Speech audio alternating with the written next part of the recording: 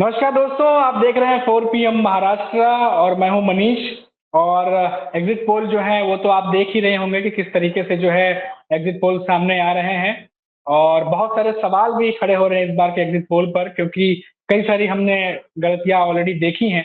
और जिस तरीके से जो ग्राउंड लेवल पे चीजें चल रही थी, उसके बाद फिर जो एग्जिट पोल आए और कई लोग ने हमने बात की तो ये भी बोला कि ये एग्जिट पोल तो जो है वो ऐसे आने वाले हैं, वो तो पहले से ही मालूम था। और इसी पे हम ज़्यादा बातचीत करेंगे और मुंबई और महाराष्ट्र के राजनीति के परिप्रेक्ष्य में क्या कुछ चल रहा है और क्या कुछ समीकरण बनते बिगड़ते दिखाई दे रहे हैं। और इन सब पे बात करने के लिए हमारे साथ सीनियर जर्नलिस्ट जो कि महाराष्ट्र की राजनीति को बहुत करीब से जानते और समझते हैं, निरंजन सर हमारे साथ मौजूद हैं। निरंजन जी, बहुत बहुत स्वागत है सर आपका पहले तो 4 PM पे। धन्यवाद, शुक्रिया। निरंजन जी, आपने देखा इस बार महाराष्ट्र की राजनीति 2024 का जो लोकसभा इलेक्शन हुआ है, अलग ही लेवल का इस बार इलेक्शन था। 2019 तक तो चलिए एक पार्टी हुआ होती थी, चाहे एनसीपी की बात करें, शिवसेना की बात करें। इस बार दो शिवसेना, दो एनसीपी, असली नकली की कहानी सामने आई और दो राष्ट्रीय पार्टियां, कांग्रेस और बीजेपी। तो कैसे पूरा सर अभी आप देख रहे हैं, कुछ अपने विश्लेषण के आधार पर कुछ बता पाए किस तरफ जा रही है महाराष्ट्र की राजनीति? जी, पहले तो मैं ये बताऊंगा कि मैं खुद इस चुनाव में बहुत इन्वॉल्व था। मैं खुद कैंपेन कर रहा था और इसमें और पूरे महाराष्ट्र में करीब मेरी 62 सभाएं हुई। और जैसे कि आप जानते हो कि कर्नाटका के असेंबली चुनाव जब हुए, तब कर्नाटका असेंबली चुनाव के दौरान कई सारे सामाजिक संगठन, कई सारे लेखक, कवि, कलाकार, ये सारे प्रचार में जुड़े थे। उसी तरह से इस बार महाराष्ट्र के चुनाव में भी हुआ। कई कई लोग इसमें, आपको पता होगा, जी। मैं तो था ही। विश्वंभर चौधरी जो एक पुणे के एक्टिविस्ट है, असीम सरोदे एडवोकेट थे, किरण माने जो फिल्म एक्टर है, इसके अलावा कई सारे इस किस्म से एक्टर्स, एक्ट्रेसेस, पोएट्स, ये इस चुनाव में इन्वॉल्व थे बीजेपी के खिलाफ कैंपेन करने में। और ग्राउंड रियलिटीज, चूंकि मैं आप जानते हो मैं पत्रकार रह चुका हूं, हमने साथ काम किया है, तो मेरी ये हमेशा आदत रही है कि मैं ग्राउंड पे जाके लोगों से बात करता हूँ। मतलब ये जिस किस्म से ये गोदी मीडिया करता है, अदानी अंबानी के चैनल करते हैं, उस तरह से नहीं कि चुने हुए लोगों से ही बात कर रहा। आम सफ़र करते हुए हर हर हर जगह पे, मोहल्ले में, हर जगह पे वो लोगों से बात कर रहा, तो समझ में आ रहा था कि लोगों के मन में बहुत गुस्सा है। मैं आपको बताऊं, जी। मैं इस चुनाव में आपने कहा दो एनसीपी, दो शिवसेना, तो मैं पूरे प्रचार के दौरान ये कह रहा था कि अजीत पवार और एकनाथ शिंदे ये नरेंद्र मोदी के दो अग्निवीर है। और सेना में अग्निवीर योजना लाई है जहां जवान को 4 साल मिलेंगे, यहां दोनों को मिला के 4 साल। और तीसरा अग्निवीर जी। बाद में लाया राज ठाकरे इसमें। तो ये तीनों अग्निवीर थे, इनका सिर्फ इस्तेमाल करना था भाजपा को, और उसके बाद में भूल जाना है, फेंक देना है। बाद में इनको कुछ, जी। उनका कुछ पॉलिटिकल करियर रहने वाला नहीं है। आज महाराष्ट्र की पूरी कैंपेन के बाद जो देखा है, ये मंदिर और 370 वगैरह तो कहीं, मतलब उसकी आहट तक सुनाई नहीं दे रही थी। ये दो मुद्दों की, हर जगह पे संविधान बचाना, आरक्षण बचाना, किसानों को न्याय देना और युवाओं की बेरोजगारी, यही 4 मुद्दे थे पूरे महाराष्ट्र के चुनाव में। और मुझे लगता है कि ये आम आदमी ने अपने हाथ में चुनाव लिया था महाराष्ट्र का। ये कई जगह देखा, नंदुरबार जैसे आदिवासी इलाके में मैं गया था, और यहाँ ये वो उन्होंने, बीजेपी ने कैंपेन किया था कि 200 रुपए गैस सिलेंडर के कम किए। तब एक आदिवासी आदमी ने मुझे उसकी रिएक्शन दी थी कि लाश की दाढ़ी बनाने से जनाजे का बोझ कम नहीं होता है। ये एक हम्म। आदिवासी की रिएक्शन थी। शहरों में काम करने वाले, नौकरी करने वाले, पढ़ने वाले आदिवासी बच्चे गांव में जाकर अपने बुजुर्गों से ये, मतलब ये कह रहे थे, गांव गांव में मीटिंग ले रहे थे कि हमारा तो हो जाएगा, आपका तो हो गया, लेकिन हमारा और हमारे बच्चों का क्या होगा अगर संविधान नहीं रहेगा, अगर आरक्षण नहीं रहेगा तो। और जो आदिवासी, मतलब मणिपुर में जो हुआ, मध्य प्रदेश में जो आदिवासी के चेहरे पर पेशाब करने की घटना हुई, उसके बारे में बहुत गुस्सा लोगों में था। दलितों के साथ जो हो रहा है, माइनॉरिटीज के साथ जो हो रहा है, वो जो गुस्सा था वो इस चुनाव में आएगा। मुझे यकीन है महाराष्ट्र में इंडिया अलायंस को 34 से 40 तक सीट के बीच में सीट्स आएंगी इंडिया अलायंस की। जी जी और ये जो पूरा, हाँ बोलिए बोलिए।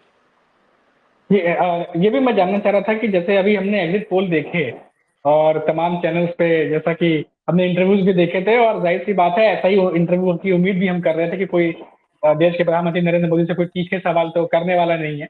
लेकिन एग्जिट पोल जो अभी आ रहे हैं, जिस तरीके से दिखा रहे हैं, महाराष्ट्र की मैं बात करता हूँ, अभी इंडिया की बात तो बाद में करेंगे। महाराष्ट्र में जहाँ डामाडोल स्थिति चल रही थी, हमने भी कई जगह रिपोर्टिंग की, और जो फैक्टर दिखे यहाँ पर, कई सारे फैक्टर हमने नोटिस किए। लेकिन आपसे समझना चाहूंगा सर कि किस तरीके से जो रुझान आ रहा है, 50-50 बता रहे हैं लोग कि 22 से 24 सीटें जो है वो एनडीए को जाएंगी, महायुति गठबंधन को, एमवीए गठबंधन जो है वो फिर 25-24 सीटें, ऐसे 50-50 बता रहे हैं।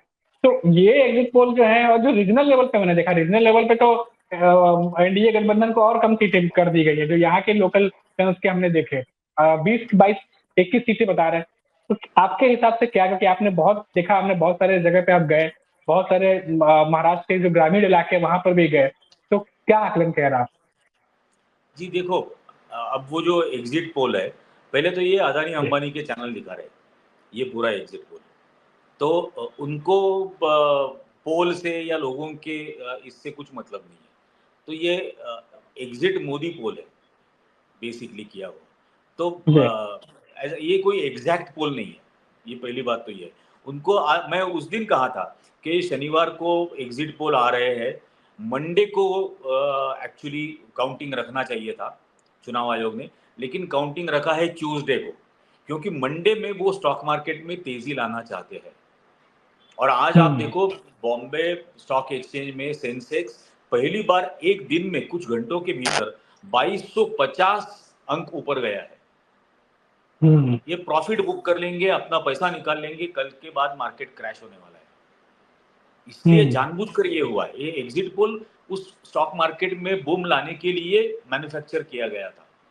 ये मैन्युफैक्चर्ड हम्म एग्जिट पोल है। अब महाराष्ट्र की आपने बात की थी, वो कह रहे हैं, एग्जिट पोल कह रहे हैं कि एकनाथ शिंदे की पार्टी के 12 से 13 उम्मीदवार आएंगे और शिवसेना के 14 से 15 उम्मीदवार चुन के आएंगे।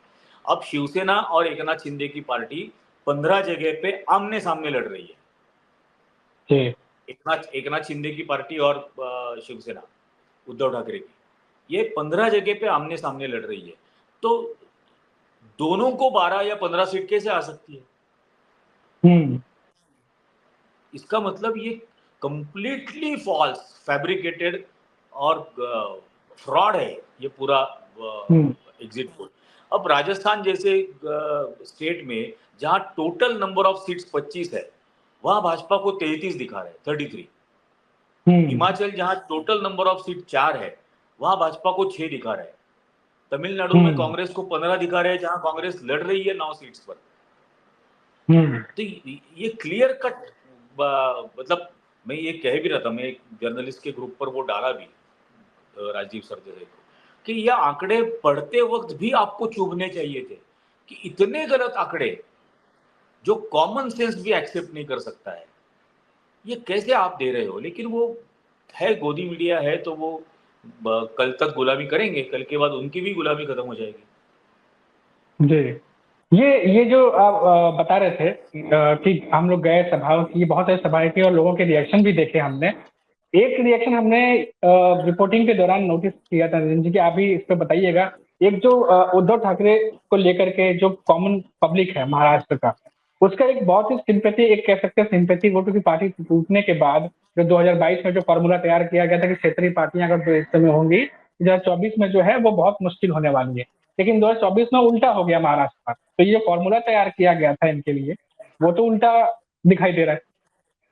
जी, मतलब ये अंदेशा ही नहीं, उनको नहीं आया कि इस किस्म हम्म से शिवसेना तोड़ने के बाद या इस किस्म से राष्ट्रवादी कांग्रेस तोड़ने के बाद एक्चुअली सहानुभूति आम मतदाताओं की उनके साथ जाएगी, इसका अंदेशा शायद हम्म भाजपा को नहीं आया। वो सिर्फ सत्ता हथियाना चाहते थे और सत्ता हथिया कर अपने कंट्रोल में चुनाव करवाना चाहते थे। तो वो उन्होंने किया, उनको जो करना था उन्होंने किया। लेकिन स्पेशली 2019 के असेंबली इलेक्शंस के बाद कोविड आया, और उस कोविड के 2 सालों के दौरान उद्धव ठाकरे ने जिस तरह से चीफ मिनिस्टरशिप की जिम्मेदारी निभाई, एक फैमिली का मतलब फैमिली पर्सन की तरह वो रोज लोगों से बात कर रहे थे। अब हमको मालूम है धारावी जैसी जगह जहाँ पर इतनी डेंसिटी है पॉपुलेशन की, जहाँ पहले तो डर ये था कि सबसे ज्यादा अगर कहीं इस महामारी का असर होगा तो वो धारावी में होगा, लेकिन सबसे कम हुआ क्योंकि बहुत इफेक्टिवली पूरी यंत्रणा मेडिकल फैसिलिटीज की, क्योंकि केंद्र सरकार हर जगह पे उनको कॉर्नर करने की कोशिश कर रहा था राज्य सरकार को। उसके बावजूद इतनी अच्छी तरह से वो पूरा कोविड का दौर में उन्होंने अपनी जिम्मेदारी निभाई कि ऑटोमेटिकली जो शिवसेना का नहीं है उसको भी उद्धव ठाकरे के साथ एक अटैचमेंट बॉन्डिंग जैसा क्रिएट हो गया था। हमने देखा आज इस चुनाव में मुस्लिम लोग सबसे ज्यादा किसको चाहते थे, मुस्लिम मतदाता वो उद्धव ठाकरे को चाहते थे, क्योंकि उन्होंने संभाला था बिना किसी भेदभाव किए, ना जात का भेदभाव किया था, धर्म क्या किया था, पंथ का किया था, किसी भी किस्म का भेदभाव किए बिना उन्होंने लोगों को संभाला था। ये महाराष्ट्र ने देखा था और महाराष्ट्र के लोग एहसान फरामोश नहीं है, तो उनकी ये बॉन्डिंग बन गई थी। दूसरी बात, शिवसेना तोड़ने के बाद या राष्ट्रवादी तोड़ने के बाद फुट सोल्जर है जो रास्ते पर काम करने वाला कार्यकर्ता है, वो तो उद्धव ठाकरे के साथ ही रहा, वो शरद पवार जी के साथ ही रहा, वो छोड़ के नहीं चले गए, वो उन्हीं के साथ रहे। और उसी की वजह से पहले से ये गारंटी थी कि डेफिनेटली जब भी चुनाव होंगे तो ये एकनाथ शिंदे और अजित पवार तो खत्म हो जाएंगे पॉलिटिकली। जी, तो आपका आकलन क्या कह रहा है कि कितनी सीटें जो हैं, हम तो एग्जिट पोल तो देख ही रहे हैं और कितने सवाल खड़े हो रहे हैं एग्जिट पोल पे वो भी हम देख रहे हैं। आपका आकलन क्या कह रहा है कि जो महायुति है वो कितने सीटों तक पहुंचेगी, और अगर इनकी सीटें कम होती हैं तो जो तीनों अलायंस है, चाहे अजित पवार की एनसीपी हो, चाहे एकनाथ शिंदे की शिवसेना हो या बीजेपी हो, इनमें कमजोर कड़ी कौन साबित होने वाला है? और वही बात एमबीए के पर्सपेक्टिव में भी मैं पूछना चाहूंगा। महाराष्ट्र के चुनाव में मुझे लगता है कि इंडिया अलायंस जो है या महाराष्ट्र में महाविकास आघाड़ी कहते हैं उसको 36 से 40 के बीच में उनकी सीटें आएंगी। इस चुनाव में अजित पवार का एक भी कैंडिडेट चुनकर नहीं आएगा, एक भी नहीं आएगा। और भाजपा के जो आएंगे तो भाजपा हम देखेंगे कितना नंबर कम हो रहा है। स्पेशली मैं अगर कहूं तो महाराष्ट्र में देवेंद्र फडणवीस के खिलाफ बहुत गुस्सा था लोगों के मन में, बहुत गुस्सा था। जिस तरह से एरोगेंटली पूरा काम वो कर रहे थे और जिस एरोगेंस के साथ उनकी सारी बातें हो रही थी, जिस ओछे लेवल पर जाकर, बहुत निचले स्तर पर जाकर एकनाथ शिंदे और उसके लोग उद्धव ठाकरे और बाकी नेताओं के बारे में बोल रहे थे, उसकी महाराष्ट्र के आम मतदाता को घिन आई थी। अगर मतलब मुझे तो लगता है कि एकनाथ शिंदे का बेटा भी गिर जाएगा, लेकिन आया अगर चुन के तो वो एक ही सीट एकनाथ शिंदे की पार्टी की आ सकती है, एक ही सीट। खुद थाना की सीट भी वो हारने वाले हैं। नरेश मस्के जो एकनाथ शिंदे की तरफ से लड़ रहे हैं वो भी हारेंगे, राजन मिश्रा ही वहां जीत के आएंगे। अगर आया कोई मेंबर ऑफ पार्लियामेंट चुन के तो वो श्रीकांत शिंदे एक अकेला चुनकर आ सकता है, बाकी भाजपा के रहेंगे। और ये जो महाराष्ट्र की सरकार गिराने का जो पूरा प्रयास हुआ वही महाराष्ट्र के चुनाव का टर्निंग पॉइंट था। तो ये अभी जिस तरीके से चल रहा है, 4 जून का इंतजार सभी को है, और सुनने में आया कि ऐसे बहुत सारी बड़ी बड़ी मीटिंग्स और बैठकें जो है पार्टियों की शुरू हो गई है और पहले से ही रणनीति तैयार की जा रही है कि 4 तारीख को, कि अंदेशा तो उन्हें भी लग गया है सारी पार्टियों को कि महाराष्ट्र में खेल तो हो चुका है।